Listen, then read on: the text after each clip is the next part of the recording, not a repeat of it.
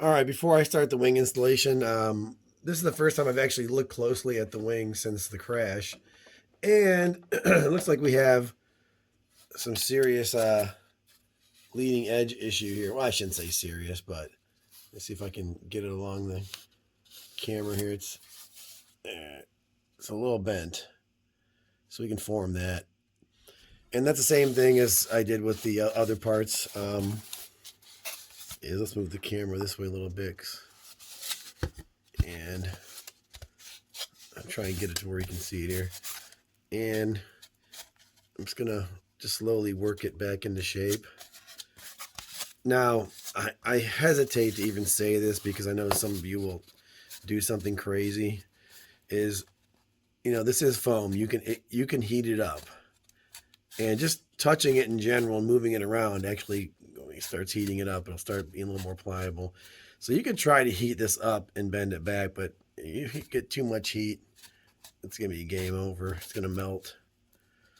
But this leading edge, we do want to get it back, and this is something maybe bending these backs, slowly working it back into place does weaken the foam. If you feel this foam, it's really rigid, say in this area here, but these areas here, we've started working it back into place, and on the inlets too, where I wanted to reinforce it, that's the reason why, is because it gets, what I'm doing is I'm taking my hand and bending it like this, slowly, just a little bit at a time, slowly working it.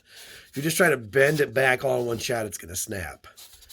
You got to slowly work it. The more you heat it up, or the more you move it, the more the molecules are going to heat up a little bit and be a little bit more flexible. And eventually it's going to get to where you want it to be. But I might stick a skewer in this, through here in the leading edge, or maybe some toothpicks or something. Basically dip them in epoxy. We have to use epoxy for that. Hot glue really isn't going to work. Dip them in epoxy. Maybe drill a hole as deep as I can as a starter hole, and then push that toothpick, skewer, whatever it is, in there. And the residual epoxy on the outside of the skewer will really help glue it into place. Probably doesn't need it, but it helps. And we have a crack right there. We'll hit that with we'll hot glue that. And if you look down your leading edge, you can see where I probably actually have it bent a little too much, which I'm not really too worried about that. It'll always go back. So here I'm going like this. I'm pushing my thumb in and my fingers up. That's what I'm doing right here.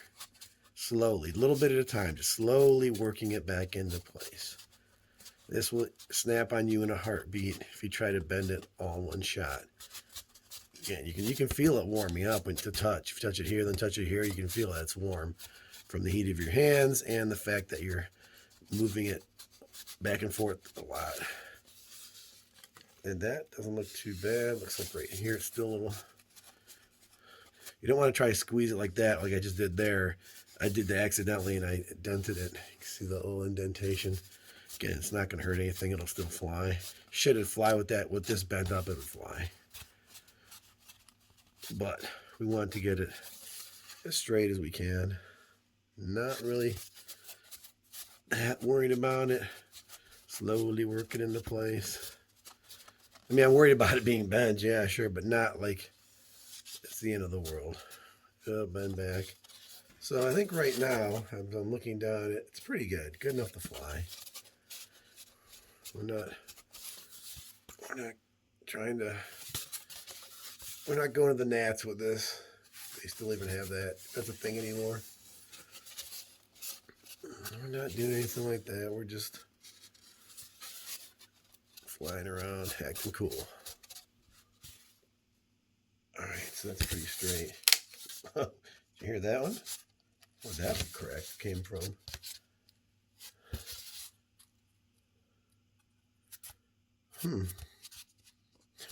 We'll keep an eye on it. I can see where that was.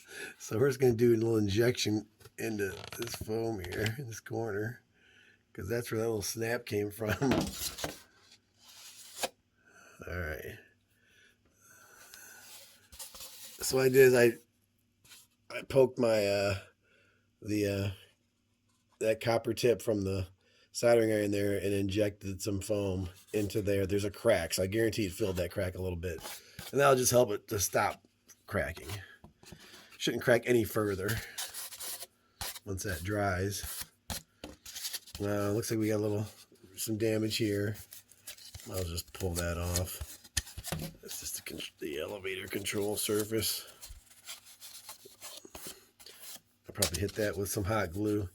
See, so when you have some raw foam like this, it'll just start flaking. So with this, I'll just put a bead of hot glue on it and run my thumb over it, and that'll basically attach a thin layer of hot glue over top of this, which will stop it from flaking or anything else. And in general, this wing is good enough. We don't want to get too crazy. We'll start snapping. Here it snap again. Our leading edge is, it's pretty good for what it was. It's good enough to fly. We can still probably work it down a little bit more.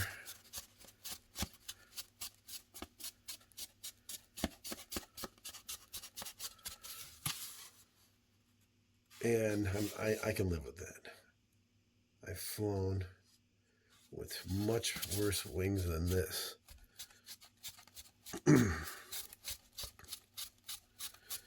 Nothing a little trim can't take care of.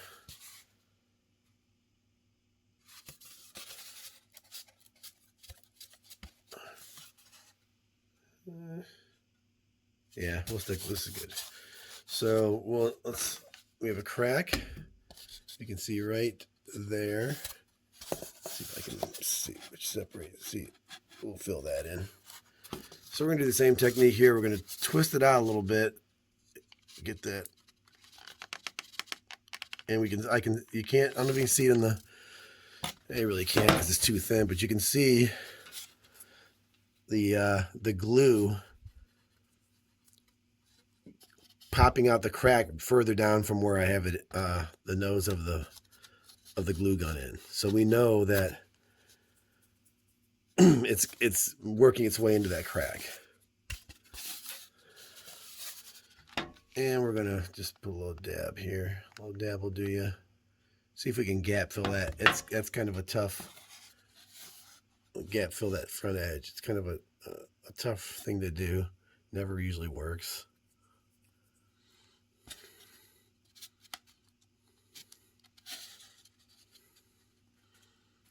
Just trying to form that so we have an edge there instead of a little divot. Like I said, it never usually works, but I try to do it anyway.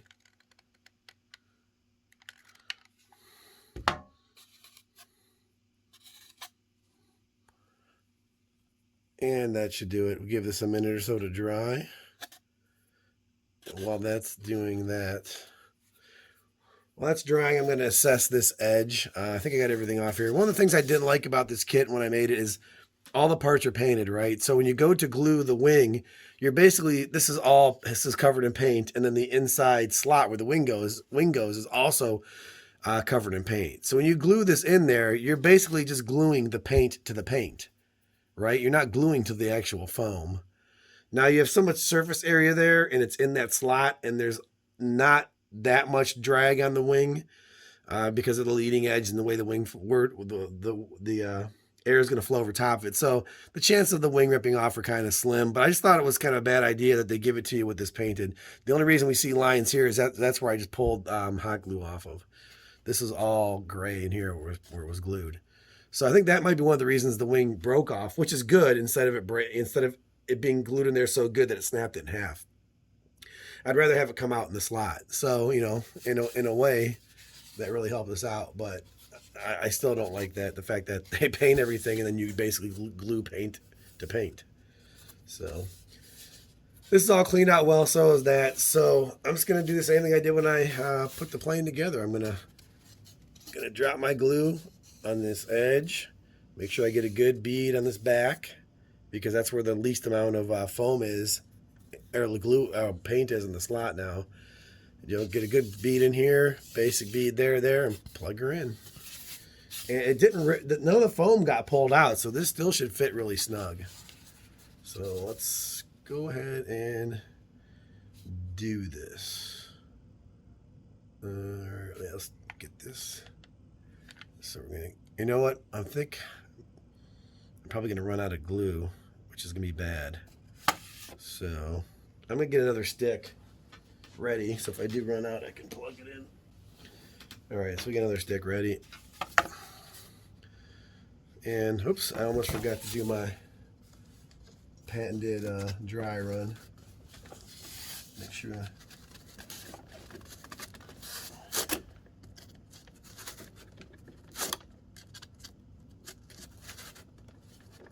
All right, so we're ready to go.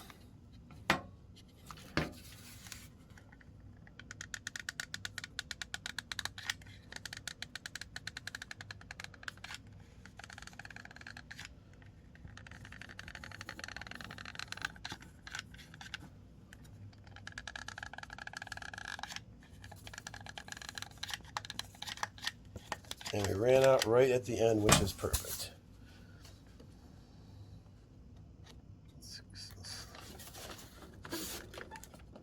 All right. Make sure we get this here good. Get my bead wiped down.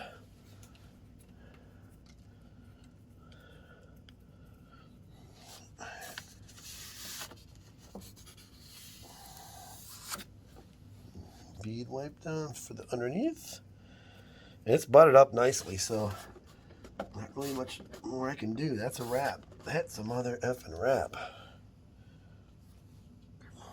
All right.